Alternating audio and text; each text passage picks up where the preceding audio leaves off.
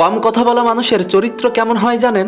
কম কথা বলা মানুষরা চুপ থাকে দুর্বলতার কারণে নয়, তারা চুপ থাকে কারণ তারা জানে নীরবতা অনেক সময় নিজের সম্মান বাঁচিয়ে রাখে। এক, তারা অনেক কিছু দেখে কিন্তু প্রকাশ করে না, কারণ তারা বুঝে গেছে সব মানুষ বোঝার জন্য নয়, কেউ কেউ শুধু শোনার ভান করে।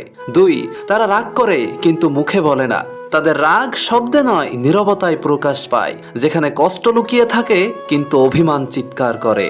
চার, তারা কাউকে সহজে নিজের জীবনে ঢুকতে দেয় না, কারণ তারা একবার ভরসা হারালে তাদের হৃদয়ের দরজাটা চিরদিনের জন্য বন্ধ হয়ে যায়। পাঁচ, তাদের হাসি শান্ত, কিন্তু সেই হাসির পেছনে অনেক ক্লান্তি লুকানো থাকে।